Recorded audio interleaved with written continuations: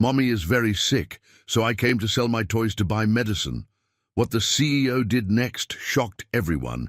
Just before we begin, your presence means a lot. Say hi and share where you're tuning in from, only if you want to. The morning sun cast long shadows across the pristine marble steps of Wellington Industries, where 7-year-old Emma clutched a worn grocery bag filled with her most precious possessions. Her tiny fingers trembled as she arranged the toys on a faded pink blanket. A one-eyed teddy bear named Mr. Buttons, her favorite princess doll with tangled hair, and 3 plastic dinosaurs that once roared with battery-powered sounds. "Please, somebody buy something," she whispered to herself, her voice barely audible above the bustling sounds of downtown Chicago's business district. The little girl's brown eyes, far too serious for someone her age, darted nervously between the imposing glass doors of the corporate building and the steady stream of suited professionals hurrying past. Emma had chosen this spot carefully. Mama always said rich people worked in the tall, shiny buildings, and this was the tallest, shiniest one she could find. She'd walked 12 blocks from their tiny apartment, carrying the heavy bag and blanket, driven by a desperation that no child should ever feel. "My mommy is very sick," she practiced saying, the words catching in her throat. "She needs medicine and I have the best toys. Please?" Inside the towering building, Marcus Wellington stood at his corner office window on the 42nd floor, his steel-grey eyes scanning quarterly reports while his mind wandered to the upcoming board meeting. At 53, he commanded one of the largest construction empires in the Midwest, his every decision affecting thousands of employees and millions in revenue. The weight of responsibility sat on his broad shoulders like an expensive suit, familiar, necessary, and sometimes suffocating. A movement far below caught his attention. Through the floor-to-ceiling windows, he spotted something unusual on the steps of his building. A small figure in a faded yellow dress, sitting alone among what appeared to be toys. Marcus frowned, reaching for his desk phone to call security, but something made him pause. The child, for he could see now it was definitely a child, was speaking earnestly to every passerby, holding up items with an urgency that was palpable even from 42 floors up. Most people hurried past without stopping, but a few paused briefly before shaking their heads and continuing on their way. Marcus set down his phone and grabbed his suit jacket. "Margaret, cancel my 10 o'clock, he called to his assistant as he strode toward the elevator. "I'll be back shortly." The ride down felt endless. Marcus found himself thinking about his own daughter, safely tucked away in her private school across town. Her biggest worry being which activities to choose for summer camp. The contrast wasn't lost on him as the elevator dinged softly at the ground floor. Emma looked up as polished black shoes stopped directly in front of her blanket. Her gaze traveled up expensive charcoal pants, past a crisp white shirt and silk tie, finally landing on the face of a man who looked like he belonged in the movies. Stern but not unkind, with graying temples and eyes that seemed to see everything. "Hello there," Marcus said, his voice gentler than Emma had expected from someone so intimidating. "I'm Marcus. What's your name?" "Emma," she replied, her voice barely above a whisper. Then, remembering her mission, she straightened her shoulders with touching determination. "Would you like to buy a toy? They're really good toys and I only need enough money for my mama's medicine." The words hit Marcus like a physical blow. He knelt down slowly, bringing himself to Emma's eye level, his expensive suit forgotten as his knees touched the concrete. "Tell me about your mama, Emma." The floodgates opened. Words tumbled out of the little girl like water through a broken dam. How Mama had been coughing for weeks. How she couldn't clean the big offices anymore because she was too tired. How the medicine from the free clinic wasn't working, and how the doctor said they needed different medicine that cost more money than they had. The doctor said it might help make her better, Emma concluded, holding up Mr. Buttons with devastating hope. This bear is really special. He used to talk, but his batteries died. Maybe your little girl would like him. Marcus felt something crack open in his chest, a place he'd kept carefully sealed since his divorce 3 years ago. This wasn't just about medicine or money. This was about a child willing to sacrifice everything she loved for the chance to save her mother. "Emma," he said carefully, "I'd like to help you and your mama. But first, I need you to tell me where you live." The little girl's face clouded with uncertainty. Mama had always warned her about strangers, especially strange men. But there was something in this man's eyes, a sadness that matched her own, a sincerity that her 7-year-old intuition recognized as genuine. As Emma began to share her address, neither she nor Marcus could have imagined that this moment would unravel a 20-year-old secret that would change both their lives forever. Marcus stared at the crumpled piece of paper in his hand, his heart pounding as he read the address Emma had carefully written in crayon. 1247 Maple Street. Apartment 3B. The numbers swam before his eyes as memories he'd buried for 20 years came flooding back. Maple Street. He knew that street. "Emma, sweetheart," he said, his voice oddly strained. "What's your mama's full name?" "Maria Rodriguez," Emma replied proudly. "She's the best mama in the whole world. She cleans offices at night so she can take care of me during the day, but now she's too sick to work." Maria Rodriguez. The name hit Marcus like lightning. 20 years ago, there had been another Maria on Maple Street, a young woman with laughing eyes and dreams of becoming a teacher. A woman he'd loved desperately and lost through his own foolish pride. "Emma, I'm going to help you," Marcus said, his mind racing. "But first, I need to speak with your mama. Is she home now?" Emma nodded eagerly. "She's sleeping. She sleeps a lot now because the medicine makes her tired, but she'd want to meet you. She always says good people exist, even when times are hard."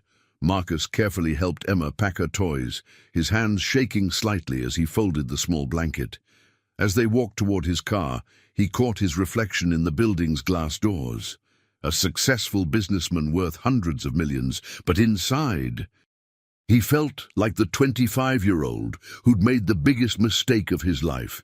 The drive to Maple Street would take 20 minutes. 20 minutes to prepare for an encounter that might destroy him or save him. As Emma chatted excitedly in the back seat about all the things she wanted to buy for her mama once she sold her toys, Marcus gripped the steering wheel and prayed he was wrong about what he was beginning to suspect. Maria Rodriguez lay in the narrow bed, her once vibrant face now pale and drawn from weeks of illness. At 38, she still possessed the gentle beauty that had once captivated a young Marcus Wellington. Though years of hard work and single motherhood had etched lines of determination around her dark eyes, the sound of footsteps in the hallway made her struggle to sit up. Emma's voice floated through the thin apartment walls, unusually excited and accompanied by deeper tones that made Maria's heart skip with an inexplicable sense of familiarity. "Mama! Mama! I sold my toys!" Emma burst through the door, her face glowing with triumph. "This nice man helped me, and he wants to talk to you." Maria's world tilted on its axis as Marcus Wellington stepped into her humble living room. 20 years fell away in an instant. The same strong jaw, the same intense grey eyes that had once promised her forever, the same way he unconsciously ran his hand through his hair when nervous. "Hello, Maria," Marcus said softly, his voice carrying all the weight of 2 decades of regret. "Marcus," she whispered, pulling Emma close protectively. "What are you doing here?" Emma looked between the 2 adults, confusion clouding her young features. "Do you know each other? Mama, he's going to help us buy your medicine." Maria's eyes filled with tears, not of joy, but of fear. The secret she'd guarded for 7 years, the truth she'd sworn she'd take to her grave, suddenly felt impossibly heavy. She'd seen Marcus's face in the business section of newspapers, watched his company's commercials on their old television, always wondering if fate would ever bring them together again. "Emma, sweetheart," Maria said carefully, "why don't you go wash your hands and change clothes? The grown-ups need to talk." As Emma reluctantly left the room, Marcus sat heavily in the room's single chair, his expensive suit looking absurdly out of place in the sparse apartment. "Maria? I had no idea you were. I mean, Emma said her mama's name, and when she gave me this address." He held up the paper with shaking hands. "You thought I was dead," Maria finished quietly.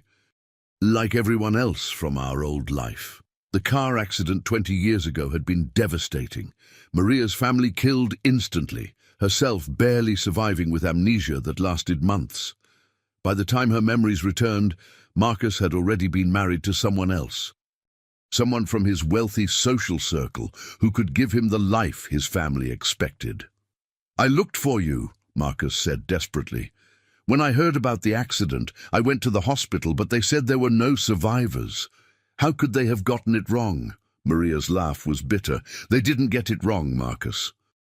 Maria Gonzalez died in that accident. Maria Rodriguez was born in that hospital bed, with no family, no past, and no reason to contact the man who'd moved on so completely. But there was something else, something that made Maria's hands tremble as she watched Marcus struggle with the revelation. Something that made Emma's bright eyes and stubborn chin suddenly seem less like coincidence and more like destiny." Marcus spent the next 3 days unable to focus on anything but Maria and Emma. He'd insisted on paying for Maria's medical treatment immediately, calling in favors with the city's best doctors. But Maria had accepted his help with a distant politeness that broke his heart. Now, sitting in his office at midnight, he stared at a photograph on his desk. His daughter Charlotte, at Emma's age, 7 years old with pigtails and a gap-toothed smile. Charlotte, who lived with her mother in California and visited twice a year.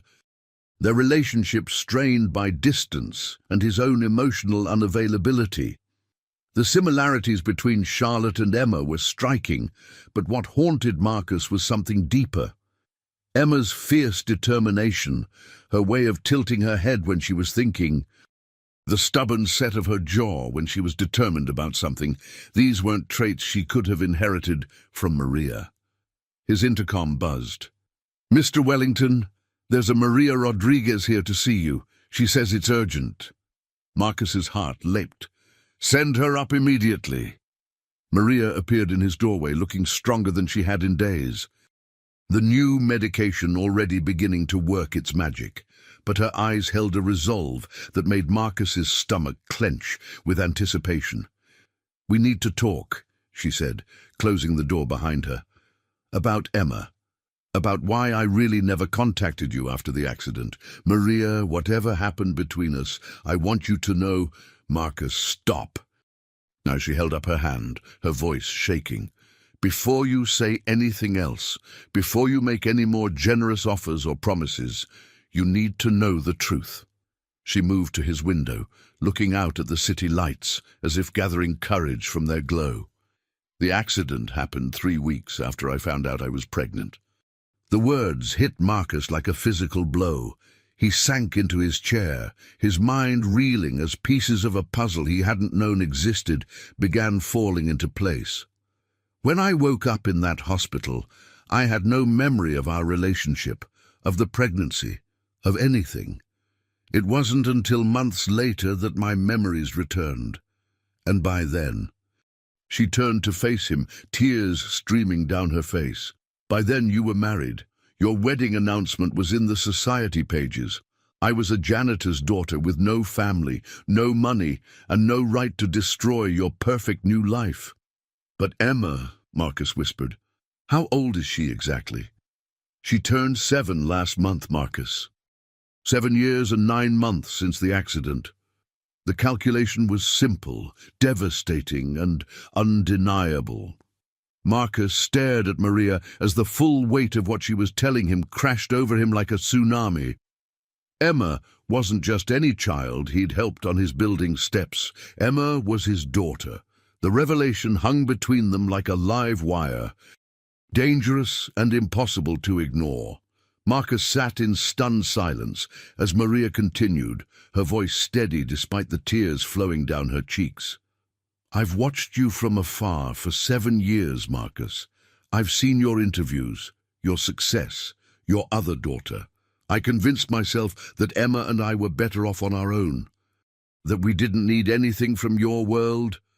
"My other daughter," Marcus repeated hollowly. "Charlotte doesn't even know she has a sister." Maria's composure cracked. "Don't you think I know that? Don't you think I've imagined 1,000 times what it would be like for Emma to have a real family, to go to good schools, to never worry about whether there's enough money for food or medicine?" Marcus stood abruptly, pacing to the window where Maria had stood moments before. Below, the city stretched endlessly, full of lives and secrets and missed opportunities. "Why now, Maria? Why tell me this now?" "Because I'm dying." The words were spoken so quietly that for a moment Marcus thought he'd imagined them. He spun around to face her, his heart stopping. "The doctors ran more tests," Maria continued, her voice clinical and detached. "The infection was just the beginning. I have cancer, Marcus, advanced pancreatic cancer. The medicine you paid for will help with the symptoms, but it won't cure me." Marcus felt the world tilt beneath his feet. "How long?" 6 months, maybe less. Maria's voice broke slightly. "I can't take care of Emma anymore. I won't be able to work, and even with the best treatment I won't survive to see her 8th birthday. The cruelty of the timing wasn't lost on either of them. After 20 years of separation, of missed opportunities and buried truths, they'd found each other again, just in time for another goodbye. "There's more," Maria said, pulling a small envelope from her purse. "I've been saving this for years, waiting for the right moment. I never thought that moment would come." She handed him the envelope with shaking hands. Inside was a birth certificate, Emma's birth certificate, with the father's name listed as unknown. "I could have put your name there," Maria said softly. "I could have demanded support, forced you to acknowledge her, but I wanted Emma to be wanted, not obligated. I wanted her to have a father who chose to love her, not one who was trapped into it." Marcus stared at the document, his daughter's legal existence reduced to official stamps and medical details. "What do you want from me, Maria? What do you need?" "I want you to get to know her," Maria said. "I want you to love her the way she deserves to be loved. And when I'm gone," her voice broke completely, "when I'm gone, I want you to be her father, really be her father." The request hung in the air between them, enormous and terrifying and absolutely necessary. Marcus looked at the woman he'd once loved desperately, now facing the ultimate sacrifice of any parent, letting go of their child to ensure their survival. "She doesn't know," he said. It wasn't a question. "She doesn't know," Maria confirmed. "To her, you're just the kind man who helped us when we needed it most. But Marcus, she's been asking about her father her whole life. I've always told her that he was a good man who couldn't be with us. I never lied to her about that." 3 weeks later, Marcus found himself in an unfamiliar position, sitting on a playground bench, watching Emma play with other children while Maria rested nearby on a blanket. The new medication had given Maria some of her strength back, but the underlying truth of her condition cast a shadow over everything. Emma raced over to them, her face flushed with excitement. "Marcus, did you see me on the swings? I went really high." "I saw," Marcus said, his heart clenching at how easily she'd begun including him in her world. "You're very brave." "Mama says brave people do scary things when they need to," Emma said seriously. "Like when I sold my toys to help her. That was scary, but it was the right thing to do." Maria and Marcus exchanged a look over Emma's head. In the past 3 weeks, Marcus had visited them every day, taking them to doctor's appointments, bringing groceries. and slowly becoming a fixture in Emma's life. But they hadn't told her the truth yet. "Emma," Maria said gently, "come sit with us for a minute. We want to talk to you about something important." Emma plopped down between them, her small face serious. "Are you feeling worse, Mama? Because the doctor said the medicine was working." "The medicine is working," Maria assured her. "But Emma, remember how you've always asked about your daddy?" Emma's eyes widened, darting between her mother and Marcus. "Yes." "Well, sweetheart," Maria continued, her voice trembling, "Marcus isn't just a friend who's helping us. He's your father." "Dai." The silence that followed seemed to stretch forever. Emma stared at Marcus with wide, unblinking eyes, processing information that would change her entire understanding of her world. "You're my daddy," she whispered finally. Marcus knelt down to her level, his own eyes filling with tears. "Yes, Emma, I'm your daddy. And I know this is confusing and maybe scary, but I want you to know that finding out about you has been the most wonderful thing that's ever happened to me." Emma's lower lip trembled. "But where were you? Why didn't you come before?" The question every parent dreads: how do you explain adult complexities to a child's heart? Marcus looked to Maria for guidance, but this was his truth to tell. "I didn't know about you, sweetheart," he said honestly. "Your mama and we knew each other a long time ago, before you were born. But there was an accident, and we lost touch with each other. I've been looking for both of you without even knowing it." Emma turned to her mother. "Is that why you were always sad sometimes, because you missed him?" Maria's tears came freely now. "Yes, baby. I missed him very much. But I was never sad about having you. You've been the light of my life every single day." Emma stood quietly for a moment, her 7-year-old mind working through concepts that would challenge most adults. Then, with the pure acceptance that only children possess, she walked over to Marcus and climbed into his lap. "I always wanted a daddy," she said simply. "I'm glad it's you." As Marcus held his daughter for the first time as her acknowledged father, Maria watched with bittersweet joy. The hardest part of her truth was still to come, telling Emma about the cancer, about the limited time they had left together.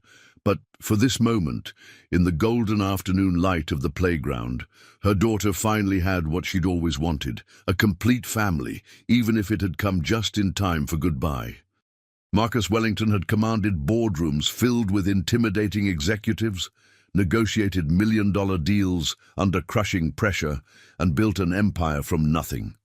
But sitting on the floor of Emma's tiny bedroom, trying to braid her hair for school, he felt more challenged than he ever had in his corporate life. "Ouch, Daddy!" "You're pulling too tight," Emma giggled, the word daddy still sending waves of emotion through Marcus every time she said it. "Sorry, sweetheart," Marcus said, his large hands fumbling with the small elastic band. "Your mama makes this look so easy." "Mama's been doing it forever," Emma said matter-of-factly, "but you're getting better. Yesterday you got both sides even." In the 3 weeks since the playground revelation, Marcus had thrown himself into fatherhood with the same intensity he brought to everything else. He'd rearranged his schedule, delegating more responsibilities to his vice presidents so he could spend mornings with Emma before school and evenings helping with homework. "There," he said, stepping back to admire his handiwork. The braids were slightly lopsided, but Emma beamed at herself in the small mirror above her dresser. "Perfect," she declared, then turned serious. "Daddy, is Mama going to get better soon? She seems more tired lately." Marcus's heart clenched. Maria had been declining faster than the doctors initially predicted. The cancer was aggressive, and despite the best treatment money could buy, her body was losing the battle. They hadn't told Emma the full truth yet, that her mother was dying. Not just sick. "Your mama is fighting very hard," Marcus said carefully. "The medicine is helping, but her body needs time to get stronger." Emma nodded solemnly. then brightened. Maybe we should make her favorite pancakes for breakfast. She always smiles when we make pancakes together. As they headed to the kitchen, Marcus marveled at his daughter's resilience. Emma had adapted to having him in her life with an openness that amazed him. She'd started calling him Daddy naturally, included him in her bedtime prayers, and had even drawn a picture of their family, 3 stick figures holding hands under a rainbow. But there was still so much Marcus didn't know about being a father to a 7-year-old. He'd missed Emma's first words, her first steps, her first day of school. With Charlotte, his relationship had been complicated by the divorce, reduced to scheduled visits and awkward phone calls. This was his chance to do it right. "Daddy, you're thinking really hard again," Emma observed as she climbed onto a chair to reach the pancake mix. "Mama says when grown-ups think too hard, they forget to be happy."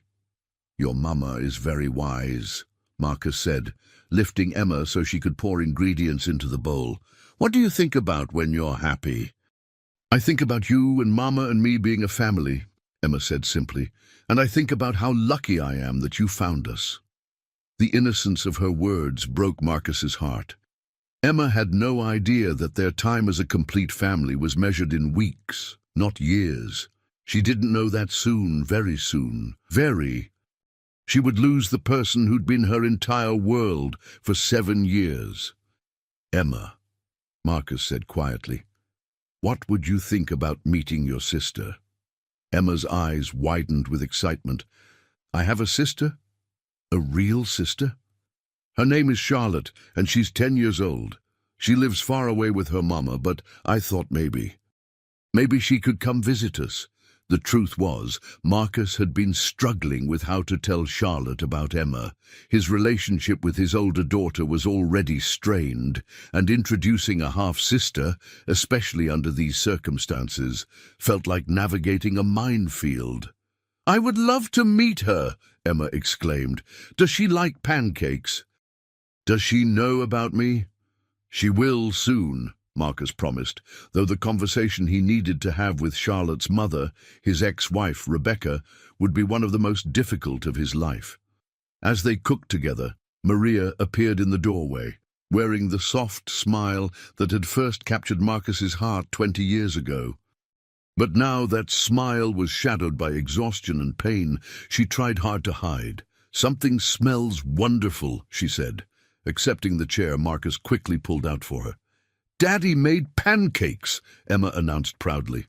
"Well, we made them together. He's getting really good at cooking." Maria caught Marcus's eye over Emma's head, and in that look was gratitude, love, and a desperate hope that he would be enough for Emma when she was gone. The weight of that responsibility should have terrified him, but instead it filled him with a fierce determination he'd never felt before. He was going to learn to be the father Emma deserved, and he was going to do it fast enough to prove to Maria that her daughter would be loved and protected always. But first, he had to tell Charlotte that her world was about to change completely. The video call with Charlotte and Rebecca was scheduled for that evening, after Emma had gone to bed. Marcus paced his penthouse apartment, practicing how to explain a situation that defied easy explanation.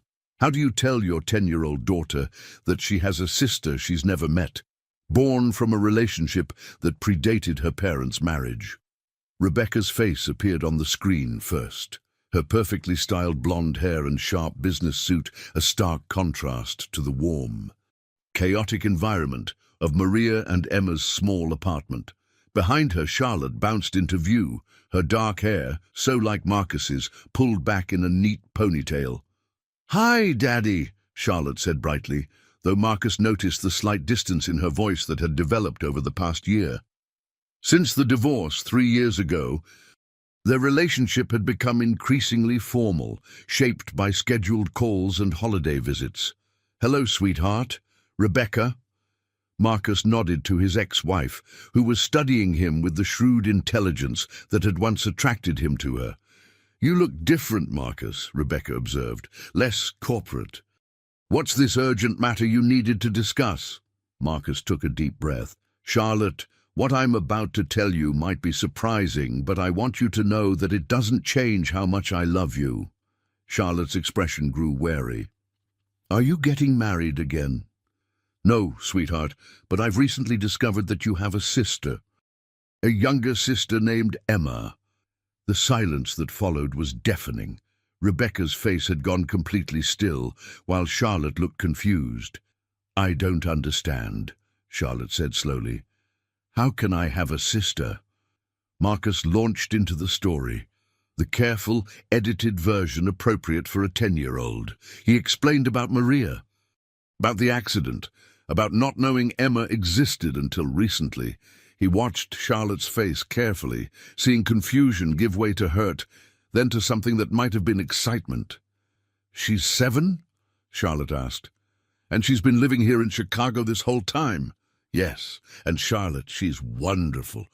She's smart and brave and funny, and she's asked about meeting you. Rebecca finally spoke, her voice carefully controlled. Marcus, this is quite a bombshell, a secret daughter. How do we even know this child is yours? Rebecca, Marcus said firmly, I know. But Charlotte was focused on something else entirely. Is she why you've been cancelling our calls lately? Because you're too busy with your new daughter? The hurt in Charlotte's voice cut Marcus to the core. He realized that in his excitement about discovering Emma, he had been neglecting Charlotte, confirming her fears that she was being replaced. Charlotte, no, you are my daughter, and nothing will ever change that.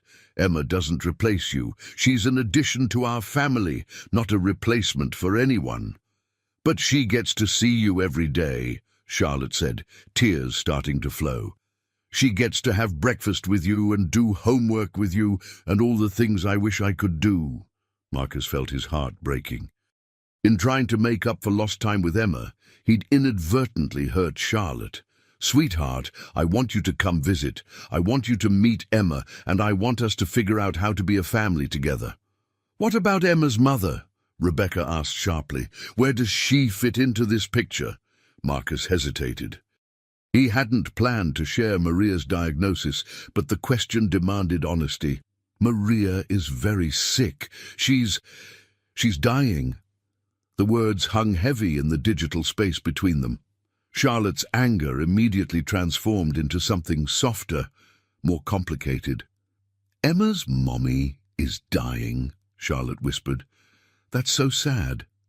It is sad, Marcus agreed, which is why it's important for Emma to have family around her, real family. Rebecca's expression had shifted too. Despite their difficult divorce, she wasn't heartless. How long does she have? The doctors say a few months at most. Charlotte was quiet for a long moment, processing information that would challenge most adults. Finally, she looked up at the camera with determination that reminded Marcus powerfully of himself. I want to meet her, Charlotte said firmly. Emma, I want to meet my sister. Charlotte, Rebecca started, but Charlotte cut her off. Mom, she's going to lose her mommy. She needs family, and I've always wanted a sister. Marcus felt pride swell in his chest. Despite her hurt feelings, Charlotte's first instinct was compassion for a sister she'd never met. We'll arrange a visit, Rebecca said quietly. Soon. After they ended the call, Marcus sat in his empty penthouse, thinking about how dramatically his life had changed in just a few weeks. Soon, he would have both his daughters together for the first time.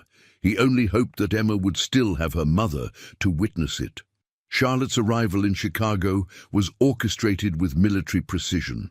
Rebecca had insisted on accompanying her, and Marcus had reserved a suite at the Four Seasons. Uncertain how long the visit might last, or how well the introduction would go, Emma had been beside herself with excitement for days, changing her outfit 3 times that morning and asking Marcus repeatedly if he thought Charlotte would like her. What if she thinks I'm too little? Emma worried as they waited in the hotel lobby. What if she doesn't want to be my sister? Emma, Marcus said, kneeling to her level, Charlotte is going to love you because you're lovable. Just be yourself.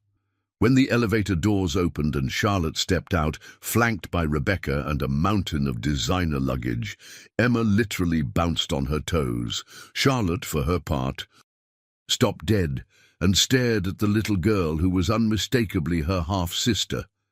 The family resemblance was striking. Both girls had Marcus's dark hair and strong chin, though Emma's eyes were Maria's warm brown, while Charlotte had inherited Rebecca's green eyes. But there was something deeper, a shared way of tilting their heads when curious, a similar stubborn set to their shoulders. "Hi," Emma said shyly, suddenly overcome with nerves. "I'm Emma." "I'm Charlotte," the older girl replied, equally uncertain. The adults watched tensely as the two sisters sized each other up. Then Emma, with the fearless heart that had driven her to sell toys on corporate steps, stepped forward and hugged Charlotte tightly. "I'm so happy you're here," Emma said into Charlotte's shoulder. "I've never had a sister before." Charlotte stood frozen for a moment, then slowly hugged Emma back. "Me either." Rebecca introduced herself to Maria with cool politeness. But Marcus noticed how her expression softened when she saw how frail Maria had become. Whatever Rebecca's feelings about the situation, she wasn't cruel enough to add to a dying woman's suffering. "Emma's been so excited to meet Charlotte," Maria said warmly. "She's been planning activities for weeks." "Can I show you my room?" Emma asked Charlotte eagerly. "It's small, but I have really good books and Daddy got me new art supplies." As the girls disappeared into Emma's bedroom, their voices already becoming animated, the adults settled in the small living room. "She's lovely," Rebecca said quietly to Maria. "Emma, she's absolutely lovely." "Thank you," Maria replied. "Charlotte seems wonderful too. Emma's been nervous about being too young, but I think they're going to be great friends." "Maria," Rebecca said, her voice gentler than Marcus had heard it in years. "Marcus told us about your diagnosis. I'm so sorry." Maria nodded, tears threatening. It's been hard to accept. But seeing Emma with Marcus, knowing she'll have him and now Charlotte, it makes it easier. From the bedroom came the sound of laughter, genuine, delighted laughter from both girls. Emma was showing Charlotte her art projects, while Charlotte was teaching Emma about her favorite books. "Daddy!" Emma called out. "Charlotte reads at a really high level. Can she read me a story?" "Of course," Marcus called back, exchanging amused looks with the other adults. "She's going to be okay," Rebecca said quietly to Marcus. "Emma, when the time comes, she's going to be okay, because she'll have us. All of us." The generosity of the statement surprised Marcus. Rebecca had every right to resent this complication to their carefully structured post-divorce life, but instead she was offering support. "Thank you," he said simply. "Emma," Charlotte's voice carried from the bedroom, "you have to meet my friend Sophia when we go back to California. She's going to love you." Maria and Marcus exchanged a look. Charlotte was already planning future visits, already incorporating Emma into her world. The bond between the sisters was forming faster than anyone had dared hope. "Mom!" Charlotte appeared in the doorway, her formal demeanor completely gone, replaced by typical 10-year-old excitement. "Can Emma come visit us in California? Our house has a pool. And there's this really good ice cream place and—" "Slow down," Rebecca laughed. "We'll figure out visits. But right now, why don't you show Emma the presents you brought her?" Charlotte had arrived with a suitcase full of gifts for Emma. Books, art supplies, clothes, and a beautiful diary with a lock and key. "This is for writing down your secrets," Charlotte explained seriously. "Every girl needs a diary for secrets." As Emma examined each gift with wonder, Charlotte suddenly looked at her father with an expression beyond her years. "Daddy, I understand now why you've been different. Emma needs you more than I do right now." The maturity of the statement floored Marcus. "Charlotte, you both need me." "I know," Charlotte said, "but she doesn't have another parent. When her mommy—" She trailed off, not wanting to say the words in front of Emma. When that time comes, Marcus said carefully, we'll all take care of each other. That's what families do. That evening, as both girls slept in Emma's bed, Charlotte having insisted on a sleepover, Marcus reflected on how completely his understanding of family had transformed. A month ago, he'd been a successful but emotionally disconnected man with limited contact with his only child. Now he was planning for a future where he'd be the primary parent to a grieving 7-year-old while maintaining a strengthened relationship with his 10-year-old daughter. It should have been overwhelming. Instead, for the first time in years, Marcus felt like he was exactly where he belonged. 2 weeks after Charlotte returned to California, Maria collapsed while making Emma's breakfast. The ambulance ride to the hospital was a blur of sirens and Emma's frightened tears as Marcus held her in the back of his car, following the paramedics. "Is Mama going to die?" Emma asked, her small voice barely audible over the chaos. Marcus had dreaded this question. But Maria's collapse had forced the conversation they'd been avoiding. "Sweetheart, your Mama is very, very sick. The doctors are going to do everything they can to help her." "But is she going to die?" Emma pressed, her 7-year-old intuition cutting through adult evasions. Marcus pulled Emma closer, his heart breaking. "Yes, baby. Your Mama is going to die. I'm so sorry." Emma's wail of anguish echoed through the car, a sound that would haunt Marcus for the rest of his life. She sobbed against his chest as he whispered promises that he would never leave her, that she would always be loved, that her Mama would always be with her in her heart. At the hospital, Dr. Sarah Chen, Maria's oncologist, pulled Marcus aside while Emma sat with her unconscious mother. "The cancer has spread faster than we anticipated," Dr. Chen said gently. "We're looking at days, not weeks." Marcus felt the world tilt beneath his feet. Days. But she was doing better. The treatment was working. "Sometimes there's a rallying period before the final decline. I'm sorry, Mr. Wellington. We can make her comfortable, but there's nothing more we can do medically." Marcus stared through the glass at Emma, who was holding Maria's hand and talking to her in whispers, telling her about Charlotte's visit and the diary and all the plans they'd made. "There's something else," Dr. Chen continued. "Mrs. Rodriguez has been asking to speak with you privately. She's conscious but weak. I think she needs to tell you something important." Marcus entered the room quietly. Emma looked up with red-rimmed eyes. "Daddy, Mama won't wake up all the way. She only opens her eyes a little bit. Why don't you go get some juice from the vending machine with Nurse Patricia?" Marcus suggested gently. "I need to talk to Mama for a few minutes." Once Emma was gone, Maria's eyes fluttered open more fully. Her voice was barely a whisper. "Marcus, I'm here," he said, taking her hand. "I'm right here. There's something I never told you about the accident."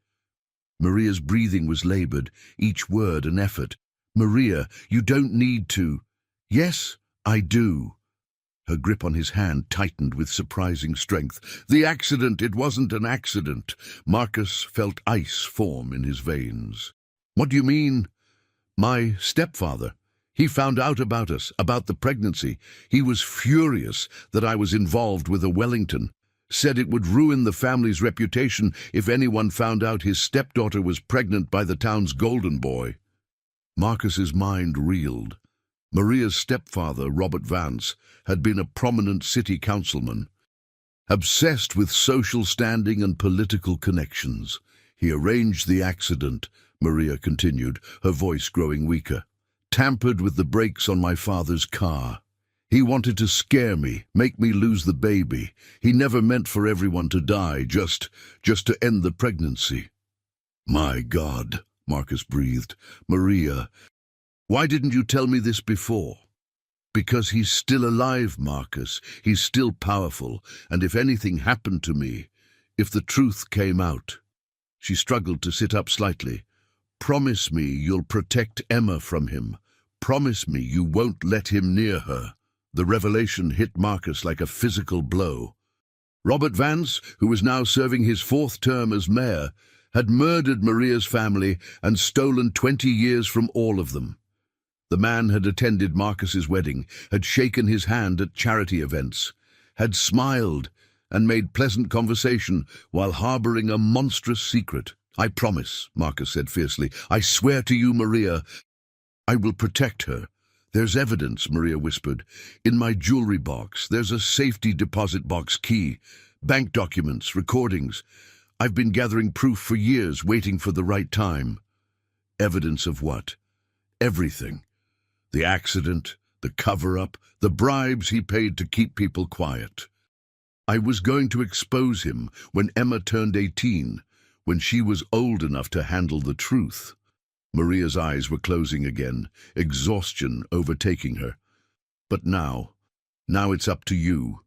When the time is right, when Emma is safe, make him pay for what he took from us." As Maria slipped back into unconsciousness, Marcus sat in stunned silence. The man responsible for destroying their lives was walking free, living in luxury, wielding power over the very city where Emma now lived. For the first time since discovering Emma on his building steps, Marcus felt something other than love and determination. He felt rage. Maria lingered for 5 more days, drifting in and out of consciousness, while Emma rarely left her bedside. Marcus had moved them to a private room and arranged for round-the-clock nursing care, but there was little left to do except wait and say goodbye. Charlotte and Rebecca had flown back immediately upon hearing the news, despite their complex history. Rebecca understood that Emma was about to lose her mother, and no child should face that alone. "Emma," Charlotte said softly, sitting beside her sister's chair, "would you like me to braid your hair the way Mama taught you?" Emma nodded wordlessly. Her tears had stopped flowing 2 days ago, replaced by a solemn acceptance that broke the adults' hearts. She seemed to understand that these were her final moments with the person who had been her entire world. "Mama," Emma whispered, holding Maria's hand, "I want you to know that I'll take really good care of Daddy, and I'll write in the diary Charlotte gave me every day, so I can tell you about everything that happens." Maria's eyes fluttered open slightly, focusing on Emma's face with tremendous effort. "My beautiful girl," she managed to whisper, You are the best thing I ever did. I love you, Mama. I love you so much. I love you too, baby. Always and always." Maria's gaze shifted to Marcus, who was standing at the foot of the bed with tears streaming down his face. "Take care of our daughter," she whispered. "Give her everything." "I will," Marcus promised. "I swear I will. Tell her about us when she's older. Tell her we were happy once." "I will." Maria's breathing became more labored as the day wore on. Dr.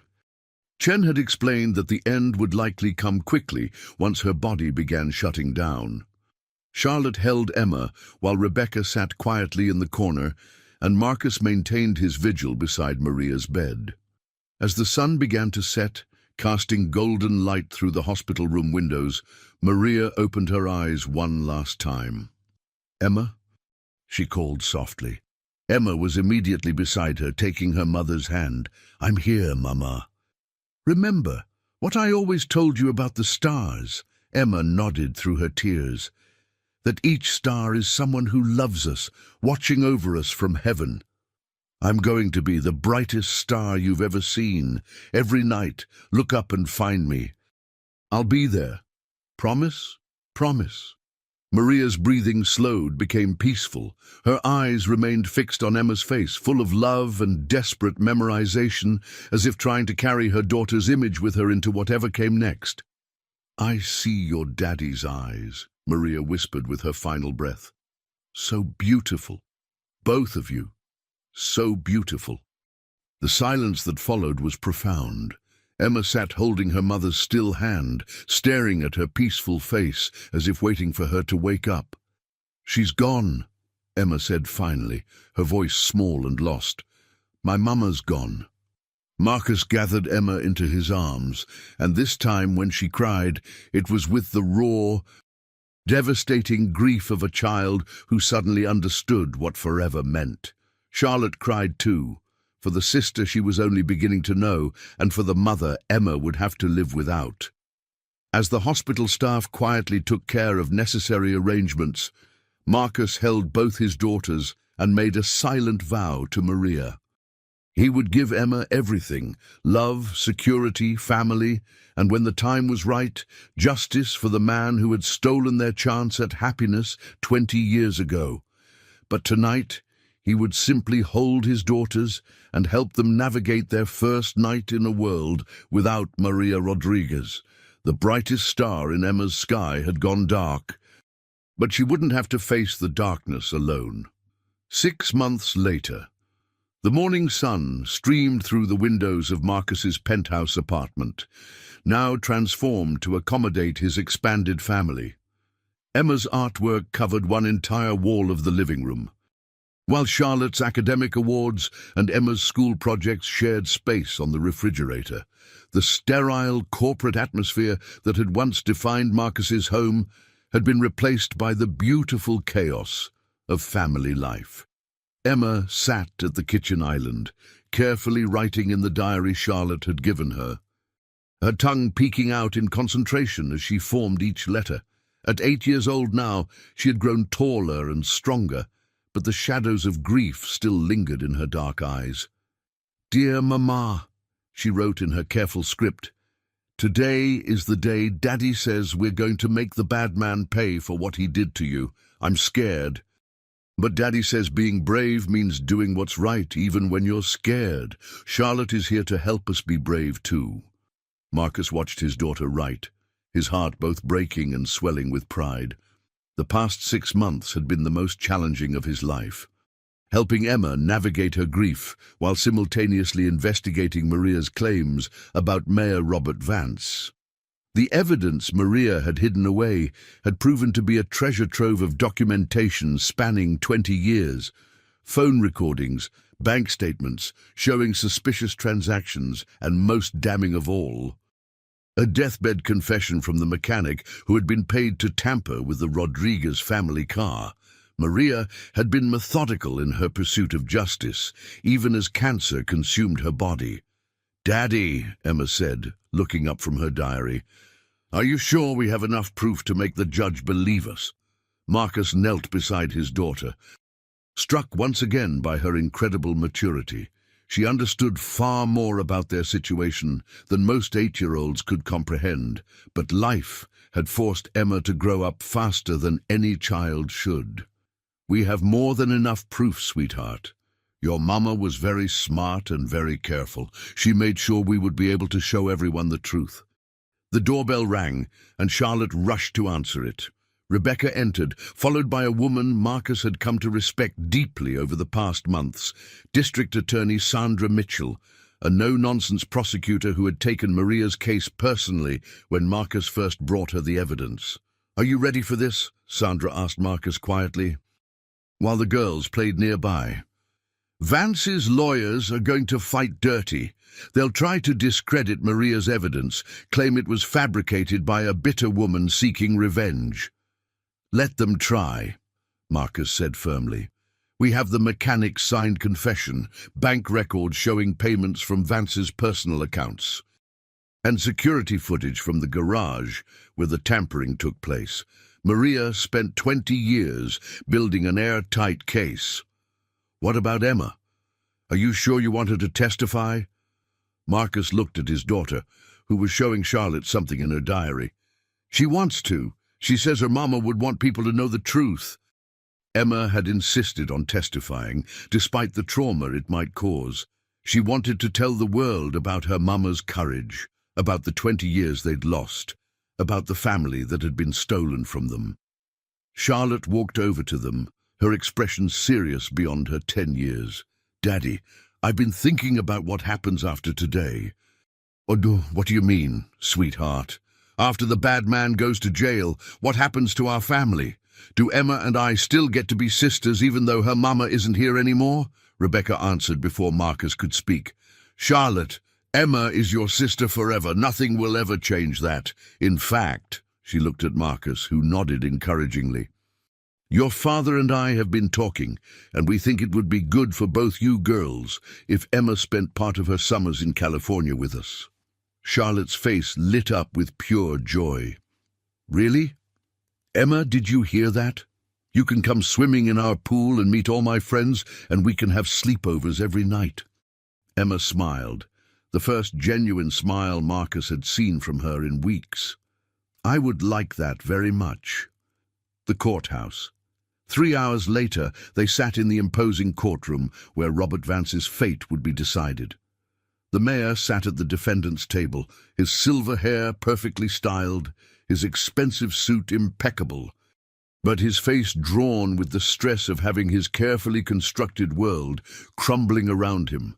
For 20 years, Vance had believed his secret was safe. Maria Rodriguez was supposed to have died in that car accident, taking her unborn child and any evidence of his involvement with her. He'd covered his tracks, paid off the few people who knew the truth, and built a political career on the foundation of murdered innocence. But Maria had survived, had remembered, and had spent 2 decades methodically building the case that would destroy him. Marcus held Emma's hand as she prepared to take the stand. She wore a simple blue dress that Charlotte had picked out for her, and her hair was braided the way Maria used to do it. Despite her youth, Emma carried herself with a dignity that impressed everyone in the courtroom. Ladies and gentlemen of the jury, Prosecutor Sandra Mitchell began her opening statement. This case is about a man who committed murder to protect his political ambitions, and about a brave woman who spent her dying years ensuring that justice would eventually prevail. Emma's testimony was heartbreaking in its simplicity. She spoke about her mama's strength, about the stories Maria had told her about the accident, about finding the hidden evidence after Maria's death. My mama said that bad people sometimes do terrible things, but good people never stop fighting for what's right, Emma said clearly, her small voice carrying across the silent courtroom. She said that telling the truth is always the right thing to do, even when it's scary. Vance's defense attorney tried to discredit an 8-year-old's testimony, but Emma's honesty and composure made his efforts appear cruel and desperate. The mechanical expert testified about the tampered brakes. The bank examiner explained the suspicious financial transactions. Former city employees came forward with stories of Vance's threats and bribes, their silence finally broken by Maria's courage. But the most damning evidence came from an unexpected source. Your Honor, Sandra Mitchell announced, the prosecution calls Robert Vance Jr. to the stand. A gasp went through the courtroom as Vance's own son, now a respected judge in a neighboring county, walked to the witness stand.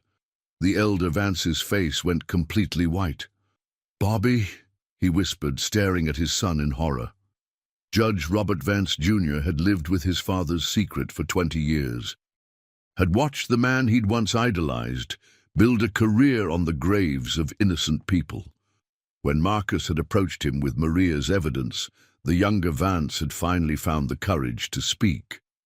My father came home the night of the Rodriguez accident, covered in grease and acting strangely, he testified. His voice steady despite the tears in his eyes. When news of the accident broke the next morning, he said something I've never forgotten. Sometimes you have to eliminate problems before they eliminate you. And did you understand what he meant by that? Not at the time, I was only 16, but as I got older, especially when I learned about Maria Rodriguez's pregnancy, the pieces started falling into place. The elder Vance stared at his son with a mixture of betrayal and devastation. Bobby, how could you? How could I? The younger Vance replied, his composure finally cracking. Dad, you killed an entire family. You robbed Marcus Wellington of 20 years with his daughter. You left a pregnant woman to believe she was alone in the world. How could I stay silent? The verdict. The jury deliberated for less than 2 hours. When they returned, the foreman stood with a gravity that filled the courtroom.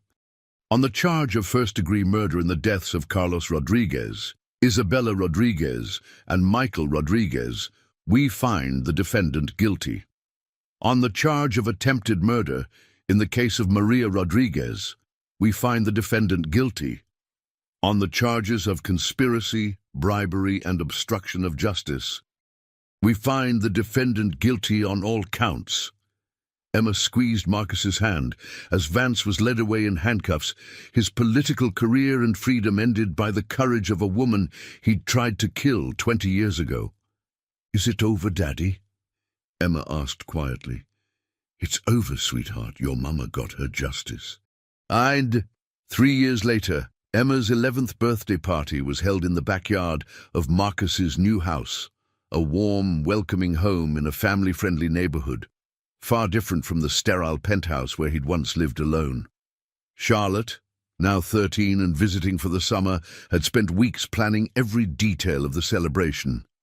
"Emma, come make a wish," Charlotte called, standing beside an elaborate birthday cake decorated with stars, a tradition they'd started in honor of Maria's promise to watch over Emma from the heavens.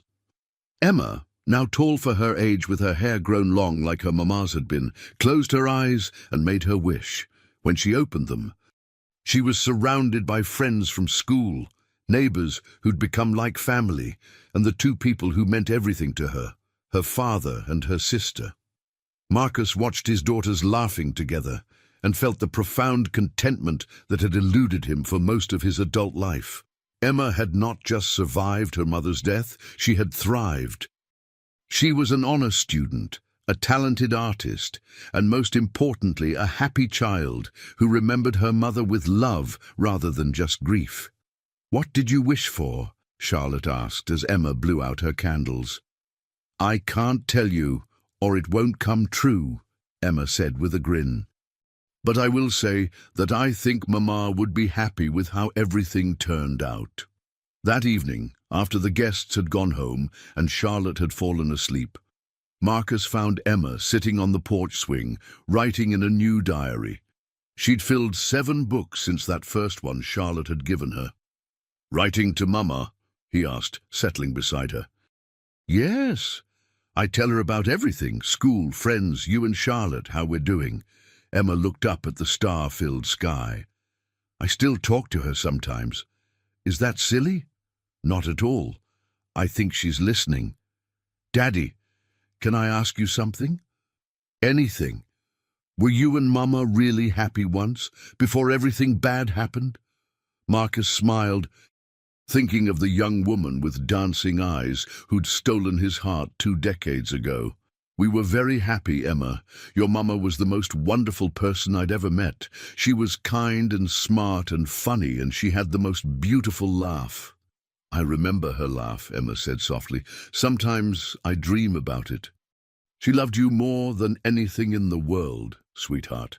Everything she did, especially gathering that evidence against Vance, she did to protect you and make sure you'd be safe." Emma nodded, then surprised Marcus with her next question.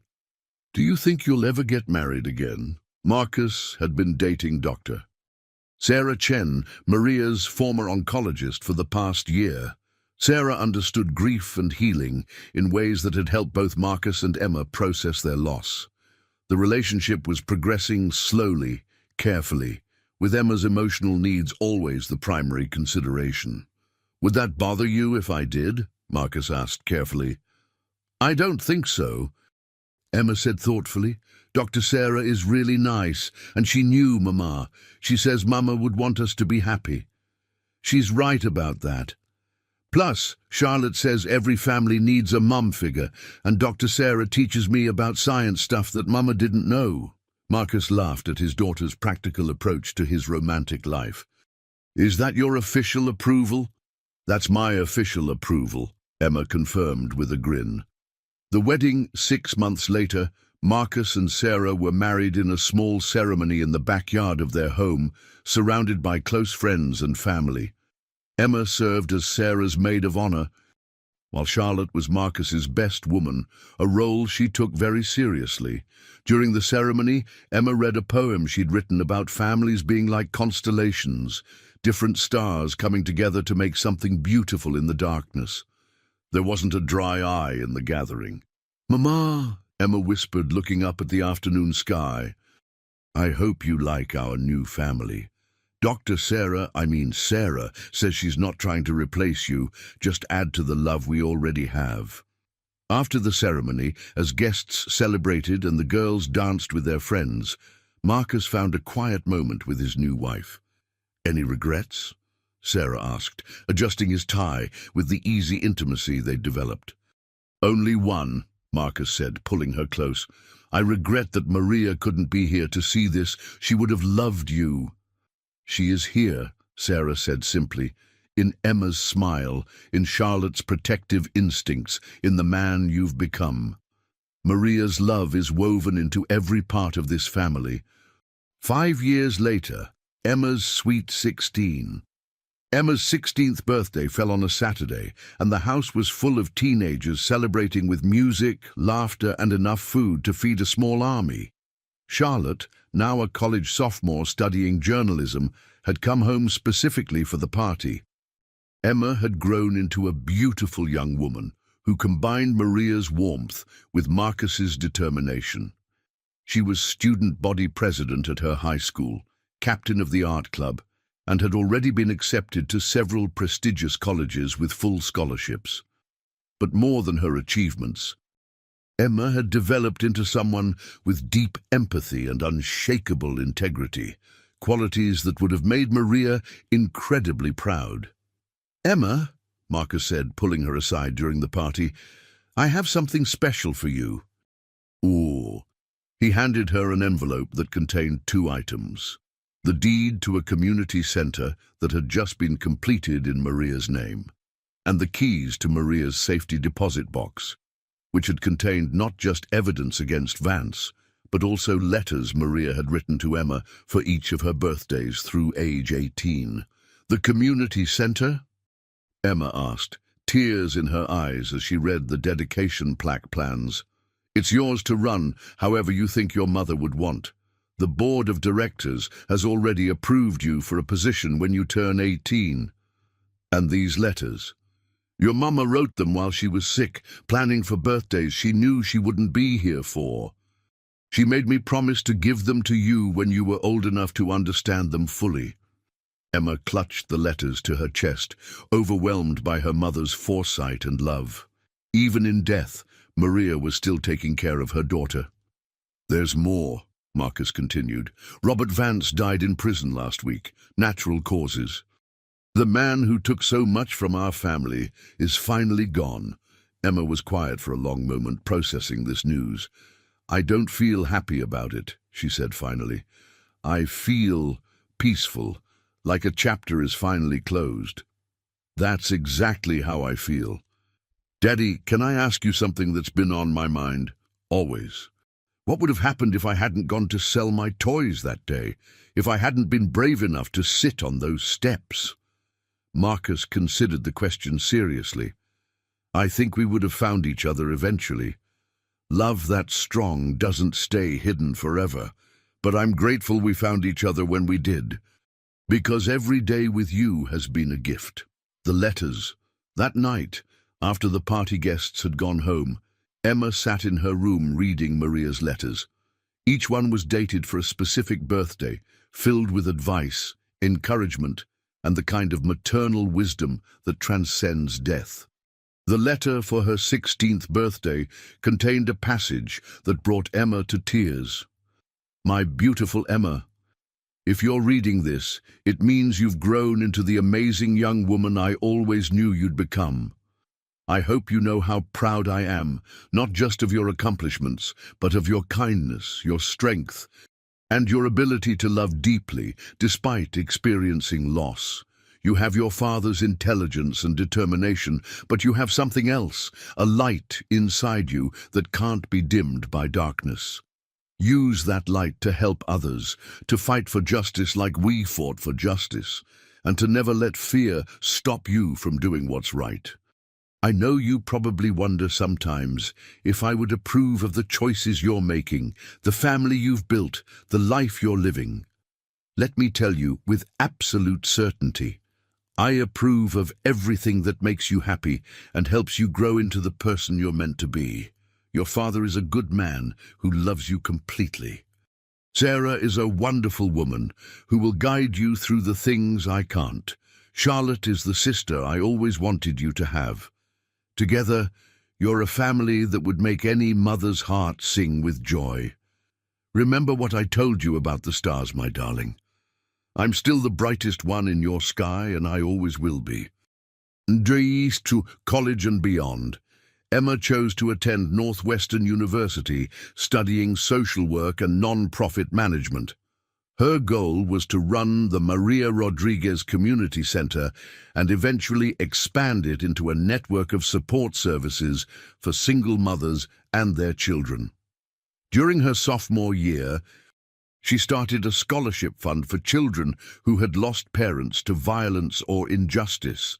The fund was supported by Wellington Industries and had already helped dozens of kids attend college.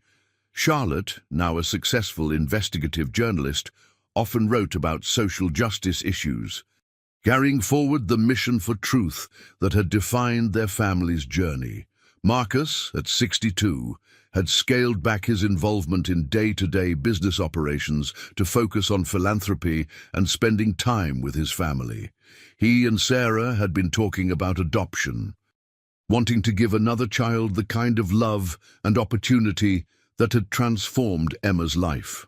The full circle moment. On the 10th anniversary of Maria's death, the entire family gathered at her gravesite.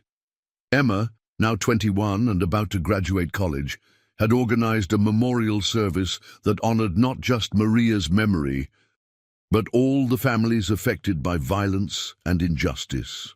10 years ago, Emma spoke to the gathered crowd, my mother died believing that love and truth would eventually triumph over evil. Today, I'm here to tell you that she was right. She spoke about the community center, about the families they'd helped, about the scholarship recipients who were now doctors, teachers, and social workers themselves. My mother taught me that we're all connected, that when we help one person, we help everyone. That when we fight for justice for one family, we fight for justice for all families. Marcus watched his daughter speak with the same passion and conviction that had once driven Maria, and he felt the profound satisfaction of knowing that their love story, interrupted by tragedy, complicated by secrets, and ultimately redeemed by truth, had created something beautiful and lasting. After the service, as they walked back to their cars, Emma slipped her hand into Marcus's. Daddy, do you ever wonder what Mama would think of who we've become? Marcus looked at his extraordinary daughter, confident, compassionate, and completely unbroken despite everything she'd endured, and smiled. I think she'd say we turned out exactly the way she hoped we would. That night, Emma made one final entry in her childhood diary. Dear Mama, today I realized that you never really left us. You're in every choice I make, every person I help, every time I choose love over fear. You're in Daddy's kindness, in Charlotte's courage, in Sarah's wisdom, and in the family we built from the pieces of our broken hearts. I'm not sad anymore when I think about you. I'm grateful. Grateful for the time we had, grateful for the love you gave me, and grateful for the strength you taught me. You kept your promise about being the brightest star in my sky. But now I understand that the real light comes from carrying your love forward and sharing it with everyone I meet. I love you always and always. Your grateful daughter, Emma. Epilogue. 20 years later, Emma Wellington Chen, she'd taken both her father's and stepmother's names when she married Sarah's nephew David, stood in the original Maria Rodriguez Community Center, now expanded into a campus of buildings serving hundreds of families each year. At 31, she was the executive director of a national non-profit organization, a published author, and the mother of 3-year-old twins. Marcus, named for his grandfather, and Maria, named for the grandmother who continued to inspire their family. Marcus, now in his 70s, but still vibrant, spent his days reading to children at the center and teaching them that love could overcome any obstacle. Charlotte, a Pulitzer Prize-winning journalist, lived nearby with her own family and visited weekly, maintaining the sisterly bond that had sustained them through every challenge. Sarah continued her medical practice, specializing in oncology and grief counseling, helping other families navigate the kind of loss the Wellingtons had experienced. The small apartment where Emma had once lived with Maria had been converted into a memorial garden, where families could come to remember their own lost loved ones and find hope in the beauty that could grow from the soil of sorrow. On the wall of Emma's office hung a photo from that first day when she'd sat on the steps of Wellington Industries with her bag of toys, desperate to save her mother.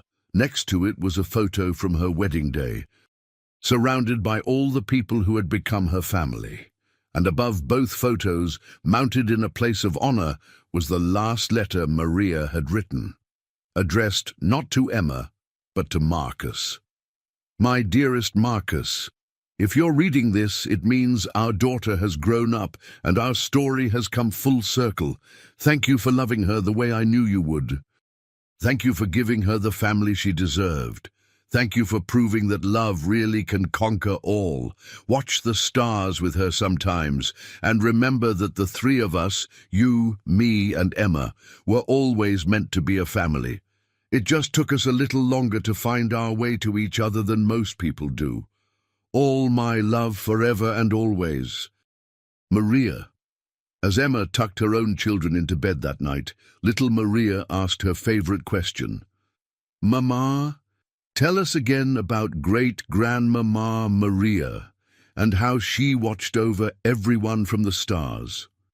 And Emma smiled, looking out the window at the vast sky above, and began the story that had become their family's most treasured legacy, a story of love that transcended death, justice that never gave up, and the beautiful truth that sometimes the darkest moments lead us to the brightest light. The end.